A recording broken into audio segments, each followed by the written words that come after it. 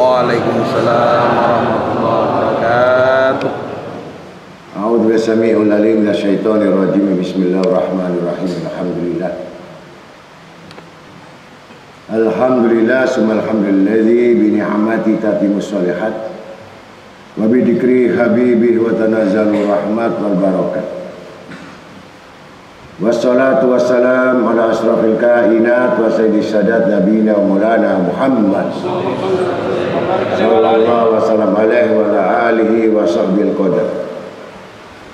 Asyhadu an la ilaha illallah wa la syarika lah rabbul ardi was samawati wa asyhadu anna sayyidana Muhammadan abduhu wa rasuluhu sahibul ayati wal mujizat. Allahumma salli wa sallim wa barik wa karrim wa adil ala sayyidina wa nabina wa habibina syafi'ina wa qatwatuna wa imamuna wa qurrati ayunina wa maulana Muhammad antu sholli ala sayyidina maulana Muhammad wa bihaqqi sayyidina maulana Muhammad salatan taghfiru biha dzunub wa tuslihu biha al-qulub wa tantaliqu biha al-usub wa talinu biha as-su'ub wa ala alihi wa sahbihi wa man ilaihi marsud. Amma ba'd. Wa qala ta'ala fi kitabil karim innallaha malaikatahu yusholluna 'alan nabi ya ayyuhalladzina amanu shallu 'alaihi wa sallimu taslima. Allahumma shalli wa sallim wa barik alaihi wa ala alihi. Tala'al badru 'alaina min saniyatil wada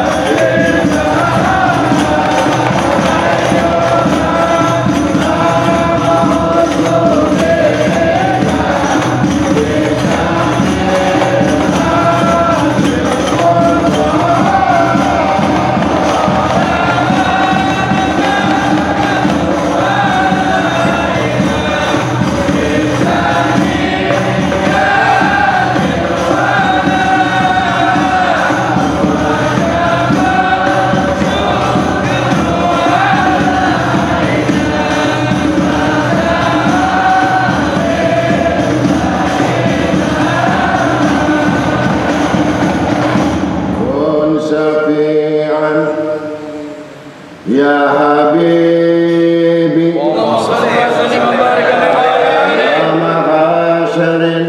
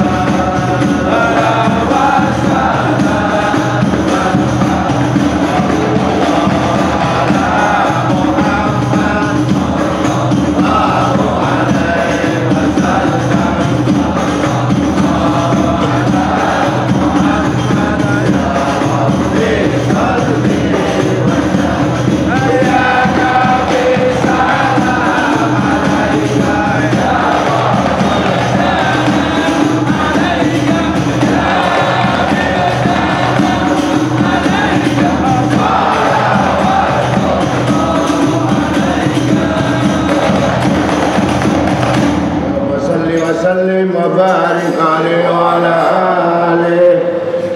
Alhamdulillah, alhamdulillah, alhamdulillah kulli hal.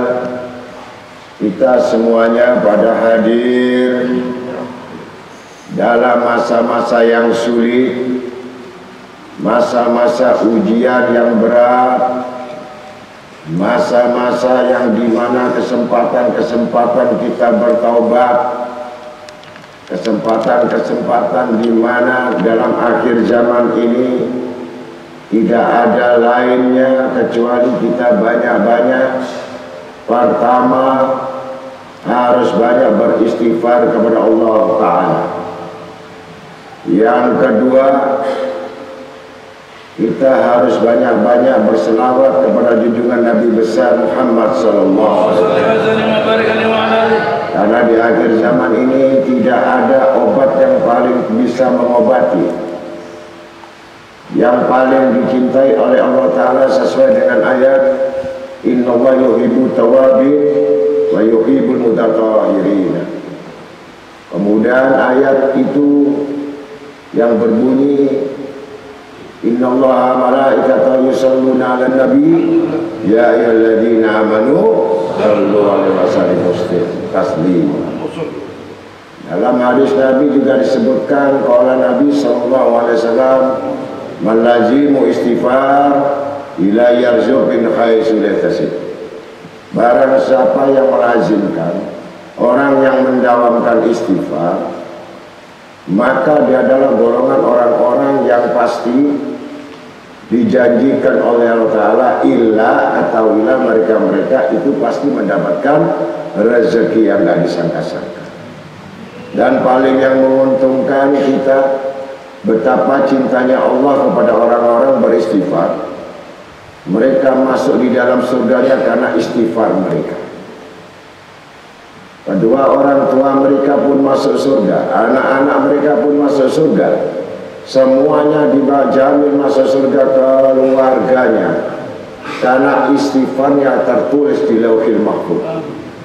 Istighfarnya tertulis di dalam pintu-pintu surga. Yang mana hamba-hambaku ini yang melazimkan istighfar itu sudah jelas mendapatkan satu keuntungan yang besar. Celakalah manusia yang dalam kehidupan itu tidak ada tulisan istighfar di dalam surganya. Maka istighfar ini adalah bentuk kalimat yang gampang, yang mudah diucapkan dan mudah juga untuk perjumpaan dengan Tuhan. Dalam kitab Maulid Sahibul Diba Abdul Rahman Asad Rahman Al-Dub Jalil, aku mendatangi Allah, aku membuka pintu-pintunya Allah, aku membuka pintu-pintu langit, tidak lain aku bisa membuka kuncinya cuma satu. Aku tidak ada satu amalan-amalan yang lebih baik, yang mana kebaikan itu tidak lain dengan banyak istighfar. Maka dengan demikian istighfar itulah yang bisa menerobos semua, yang bisa menghilangkan semua beban dan kesusahan dan kesulitan. Kalau kita ini banyak pengakuan, karena manusia ini tiga bagian. Apakah dia itu golongan orang-orang yang zalim, atau dia golongan orang yang mendolimi diri, atau dia golongan orang yang mendolimi orang lain.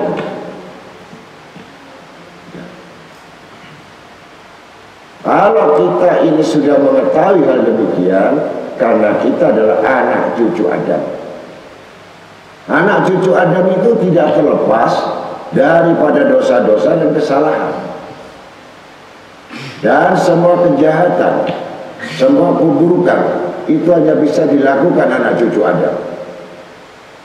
Tapi kemurahan Allah membuka kepada pintu-pintunya yang harusnya mendapatkan hukuman, yang harusnya mendapatkan siksa, yang seharusnya mendapatkan adab yang pedih, maka menolaklah adab itu, tertolaklah adab dan siksa itu disebabkan penyesalan-penyesalan yang terus-menerus dengan istighfarnya.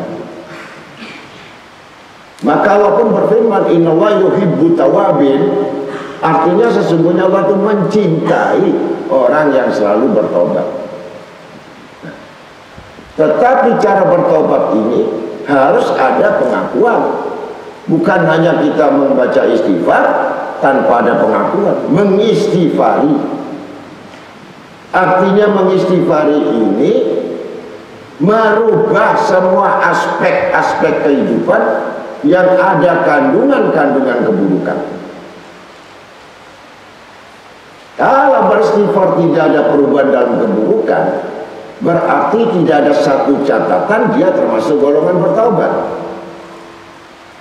Tidak disebut orang yang bertaubat tadi tidak bisa menghilangkan kebiasaan buruk.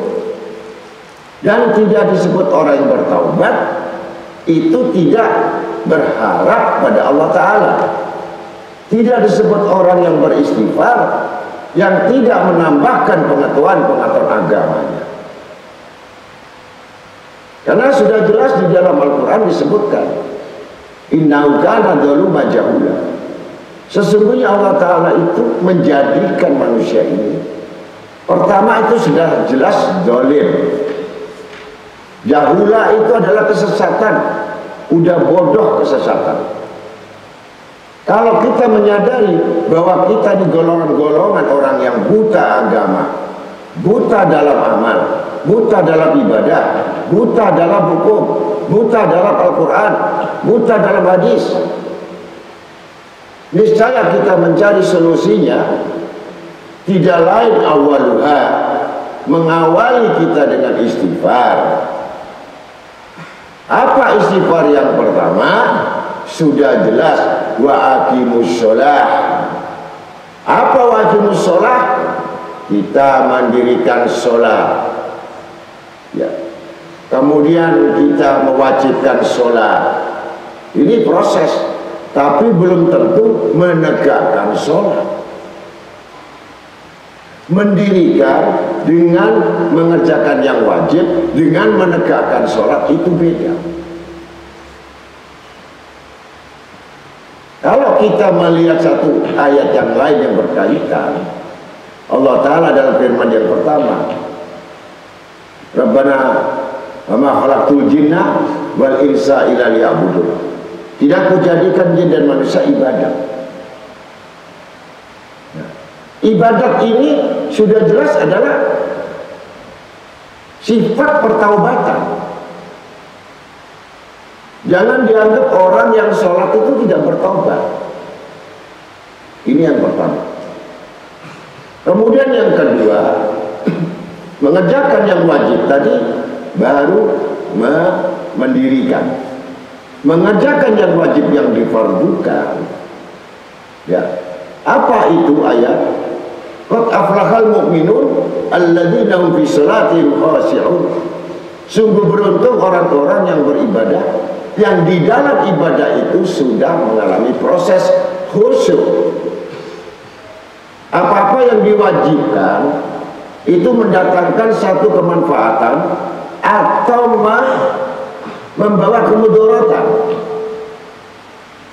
Kalau penyimpangan-penyimpangan ini di dalam sholat itu tidak mendapatkan kekhusyukan, maka kita level kita adalah yang pertama. Ini golongan orang awam yang rendah. Sholat yang minta upah, sholat agar masalahnya selesai, sholat agar bebannya selesai, tapi bukan sholat dalam bentuk pengampunan. Level yang kedua adalah tadi sebutkan kekhusyukan. Inilah orang yang berharap kepada Allah untuk melepaskan semua beban ikatan itu dengan kekhusyukan. Ini yang kedua. Kemudian menegakkan sholat.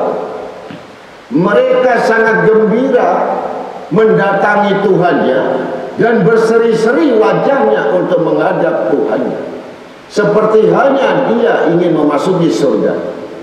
Mereka bersegera, mereka cepat-cepat untuk masuk ke dalam surga. Seperti itulah orang yang sholat dengan seri, muka berseri-seri, muka yang bercahaya, dengan bersegera dia masukkan di dalam pintu-pintu surga, maka disitulah bilika, artinya mendapatkan pandangan dari Allah.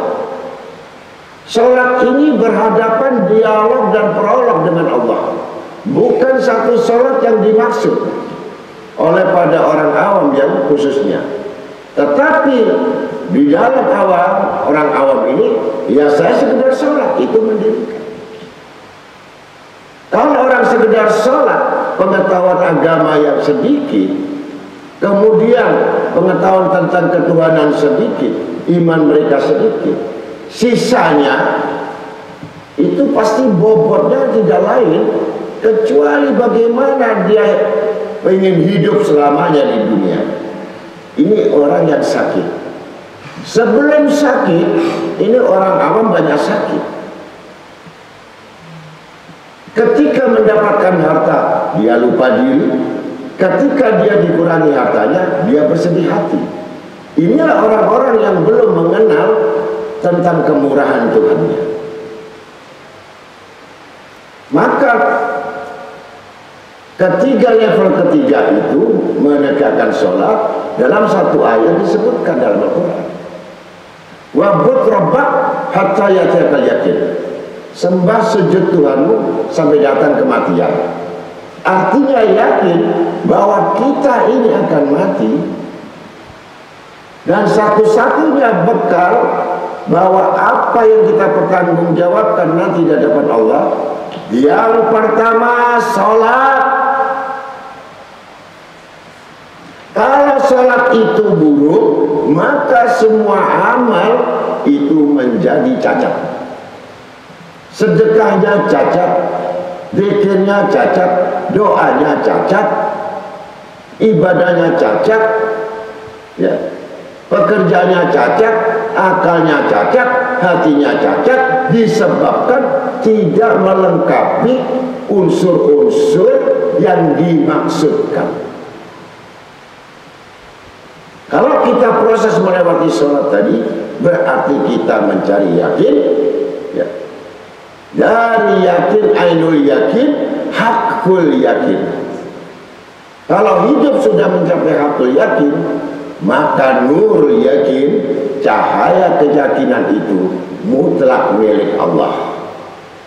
Kalau mutlak milik Allah, sholat itu adalah bentuk kenikmatan bagi orang-orang mukmin. Sakit bagi orang munafik, sakit bagi orang fasik, sakit bagi orang yang cinta dunia. Sholat. Tapi nikmat ni'amillah yabdalik, dapat kenikmatan dari Allah, keutamaan dari Allah, bahkan melebihi nikmat-nikmat itu dari yang lain. Mana hadisnya? Ada orang bertanya. Ada nggak dasar hadisnya? Kalau nikmat itu ada di dalam sholat itu, ada? Kalau ada berkilah atau dia mau membantah. As-salatu mi'rajil mu'min. Sholat itu mi'raj. Sholat itu masuk ke langit 7. Dan sholat itu bahasa langit, bukan bahasa olahraga. Dan itu menyamai daripada semua yang ada 124.000 nabi-nabi. Ibadah 124.000 nabi dan seluruh malaikat itu dihimpun untuk umat Nabi Muhammad SAW. Ya contohnya, ada malaikat yang berdiri terus menerus. Jadi diciptakan sebelum alam ini, diciptakan oleh Nabi kita Muhammad SAW. Diciptakan tiang-tiang di aras. Itu ada 4 malaikat yang memikul aras. Itu sampai sekarang megang. Gak ada yang ngantuk. Gak ada yang ngantuk. sampai kiamat. Kalau dilepas salah satu ngantuk, pasti miring. Dua yang ngantuk, pasti kiamat.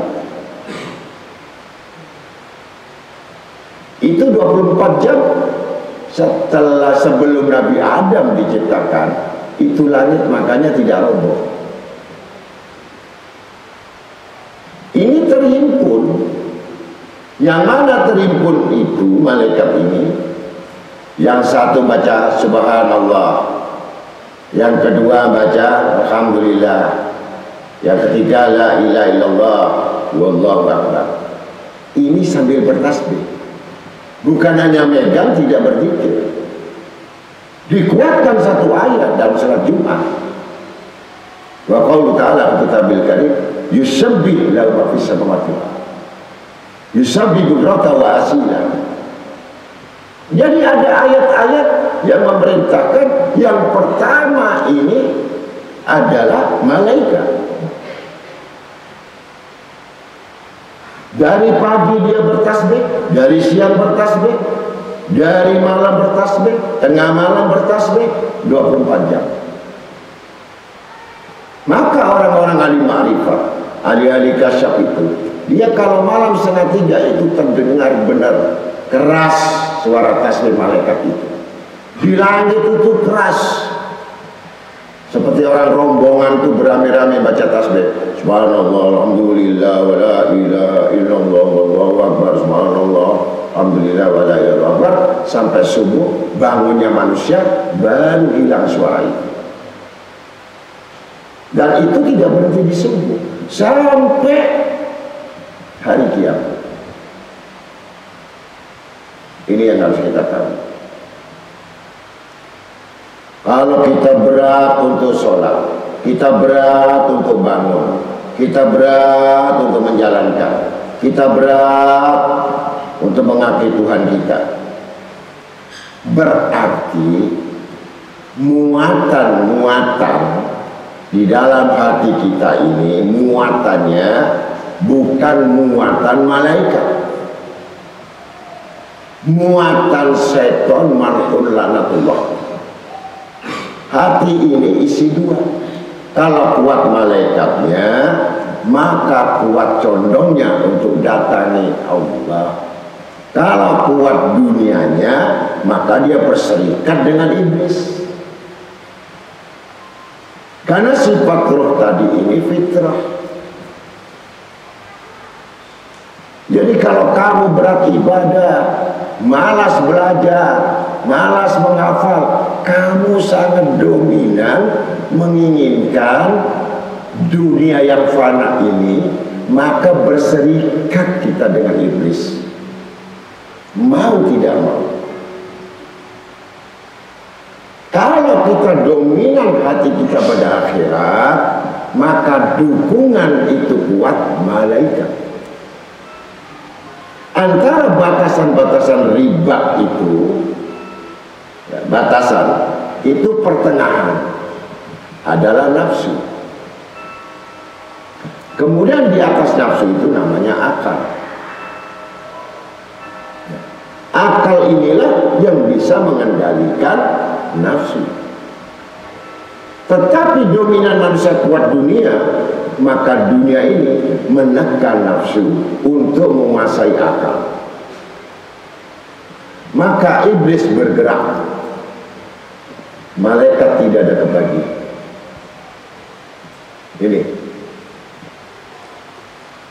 Maka dengan demikian, kalau sudah iblis yang menguasai, maka di situ keluar namanya hujah. Hujah-hujah ini artinya alasan. Alasan yang apapun bentuk alasan, sebenarnya alasan ini untuk membatalkan semua doa. Menunda apapun dalam kebaikan pada Tuhanmu, kamu sengsara. Yang mana kesengsaraan dan kesulitan itu bukan Allah yang membuat. Kan kamu bertuhankan dengan hawa nafsu, dan kamu mengikuti iblis, dan kamu akalmu sangat lemah. Padahal kamu menunda satu hari, di dalam kebaikan-kebaikan itu, di dalam alam arwah, di dunia itu 1000 tahun. Kalau kita tidak memahami agama betul, kita masuk tadi yang pertama ayat innahu kana dzaluma jahula. Sudah pasti zalim. Ini orang sudah zalim. Apapun bentuk manusia sudah zalim. Tanpa disadari dengan kebodohannya, ya, dengan kelemahannya, ya. Siapa kelemahan itu? Gak lain, otaknya cuma mikir bagaimana saya punya harta, bagaimana saya punya uang, bagaimana saya punya pekerjaan. Ini sebenarnya adalah tanda-tanda binatang ternak, bukan manusia. Bahkan Sayyidina Ali kalau mengatakan mereka itu seperti mayat yang berjalan.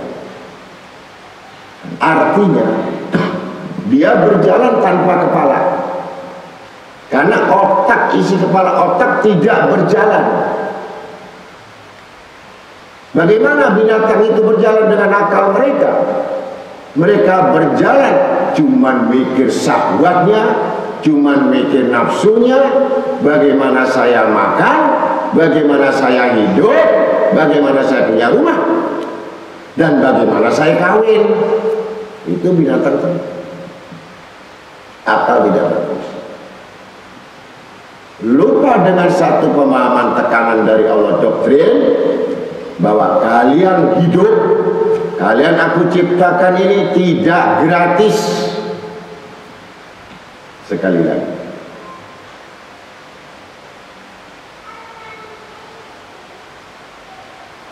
dan Allah tidak menuntut banyak kepada manusia. Belajar apa yang dimaksudkan? Yang dikuatkan oleh hadis Nabi sallallahu alaihi wasallam, tolabul ilmu faridah ala kulli muslim wal muslimah. Wajib bahwa orang menuntut ilmu, orang laki-laki muslim atau perempuan. Kalau ditinggalkan, berarti dia meninggalkan satu yang wajib, kena sanksi.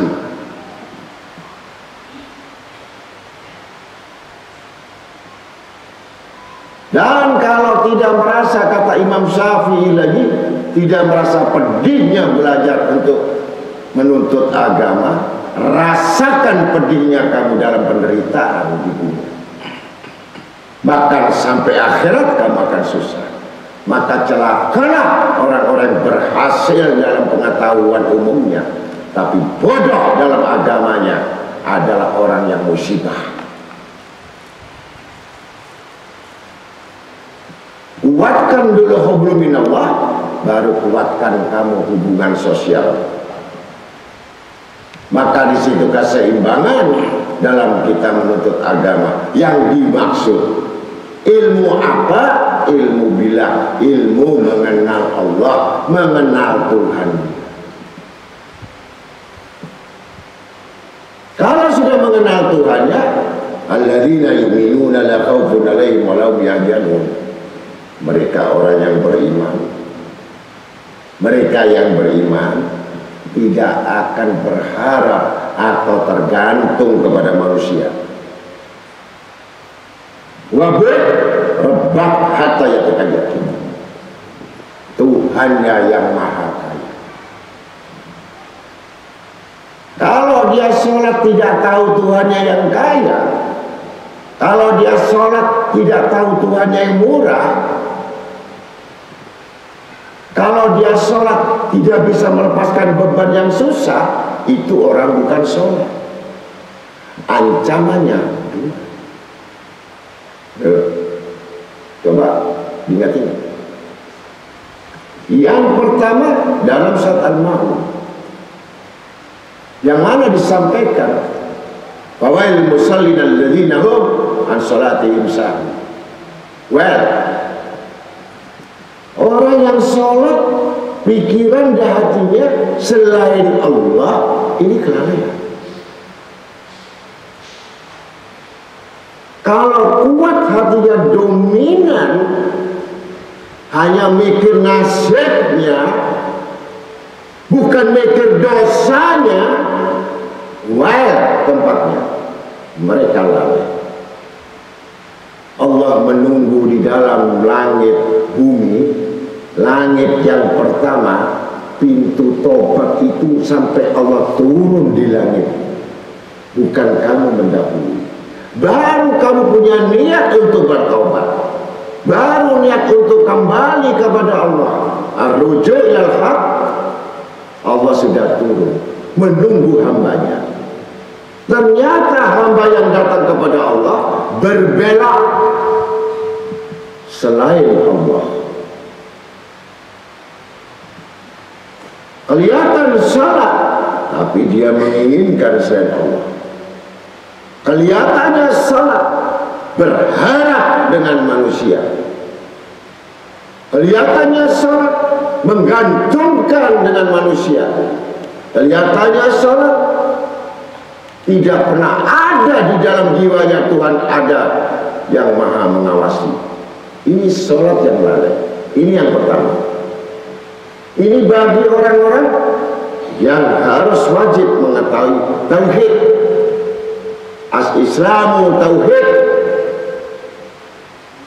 Bukan Islam yang dimasukkan Islam hanya pemahaman agama di luar itu saja. Kemudian kelalaian yang kedua itu nerakanya neraka jahil. Ini orang sholat, bukan orang yang tidak sholat. Orang sudah sholat yang meninggalkan sholat dengan sengaja 1 hari 5 waktu diketinggalkan sengaja tidak diganti, wajib mendapat julukan kafir.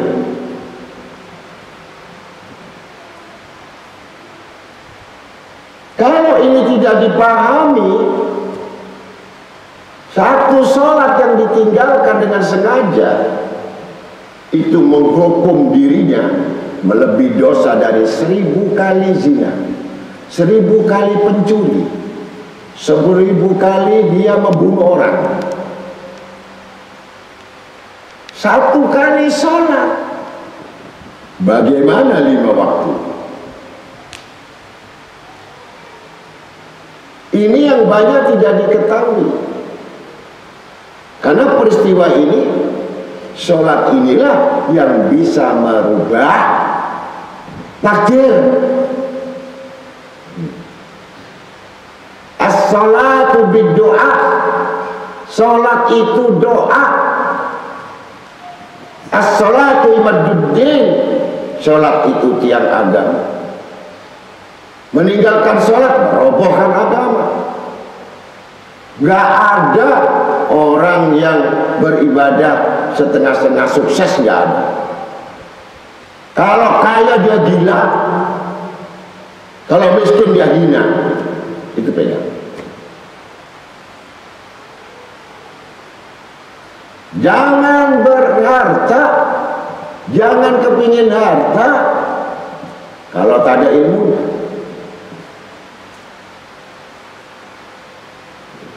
Kalau kamu berharta, kamu bingung mengatur hartamu. Tapi kalau kamu ilmu, biar ilmu yang ngurus hartamu, kamu nggak ikut-ikut.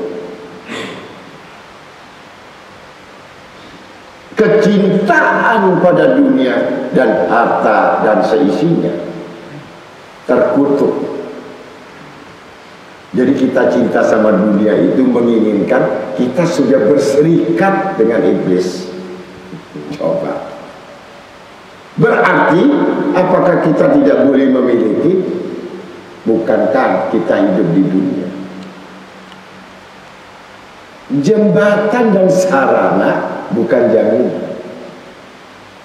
Kalau katakan kamu di dunia ini jaminan, kalau kamu dapat kamu diperbudak, kalau lepas kamu gila stres, ini ahli dunia. Walaupun sholat 1000 rakaat, walaupun puasa 1000 tahun, tetapi hatinya ditanam pohon dunia, nggak akan kena akhirat, nggak akan dapat akhirat. Sekali lagi, kalau sudah kamu mengetahui bahwa perbendaharaan itu khazainullah, gudang-gudang Allah, apa artinya harta yang dimiliki? Apa artinya uang yang banyak itu? Apa artinya semua kedudukan itu? Apa artinya kekuasaan itu? Mereka telah bersombong dan bermegah-megah, dan mereka tidak akan siap. Kami akan datangkan musibah yang seketika kepadanya. Kami ratakan dengan bumi dan lautan. Maka dengan orang yang sholat tadi, jelas 3 perkara. Kemudian dia mengetahui 3 perkara, ya. Apakah sholatmu itu untuk dunia? Itu orang awam. Biasa kalau orang susah itu mau wirid, mau dzikir, ya, mau duduk, kemudian di majelis, kemudian ke kuburan Sunan Ampel nggak pulang-pulang baca 500, ya, dikuat-kuatkan padahal nggak kuat. Tapi kalau ditanya minta apa saudara, biar nasibku berubah.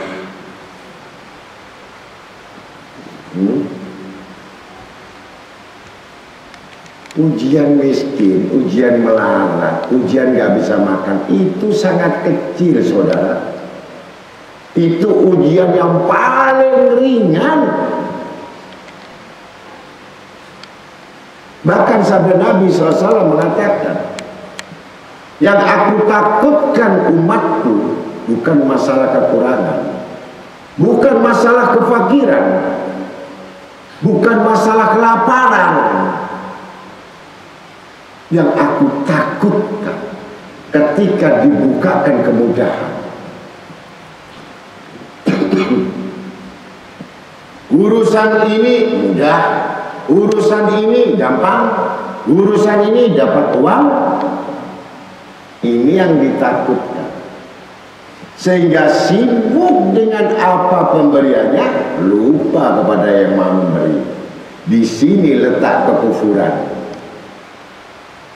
Kalau susah ingat Allah,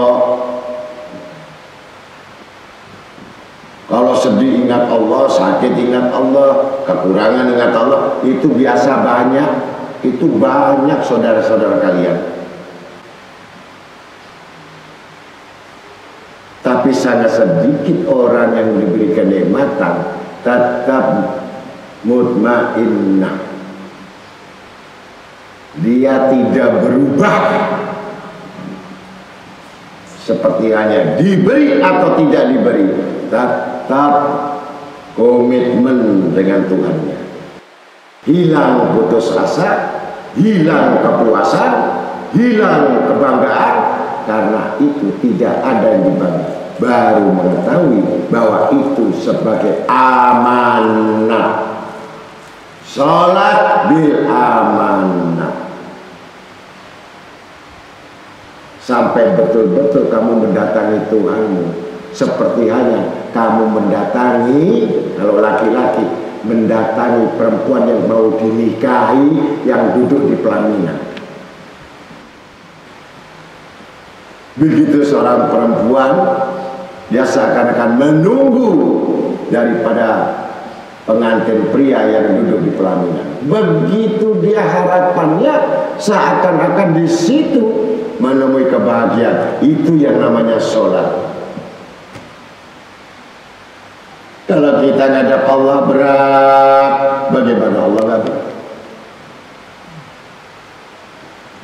Yang kedua tadi, neraka jahim adalah orang-orang yang betul-betul meninggalkan sholat wa tarakus sholat. Duhur sengaja hilang sampai asar, asar sengaja hilang sampai maghrib. Kalau mengerjakan antara antara duhur asar udah terlambat 1 jam atau setengah jam, itu disebut kelalaian. Ya, disebut kelalaian. Maka 1 jam 2 jam itu kalau kita hitung 1000 tahun, kita bagi saja kalau kita matematika, berapa Allah Ta'ala menunda kamu, ya, yang tidak dikabulkan doamu. Apakah Allah yang menunda? Apakah Allah yang menutup pintu? Ini yang kedua. Yang lucu lagi, ketika mengalami satu kekurangan, kesulitan dan musibah yang menimpa, kenapa lupa dosanya?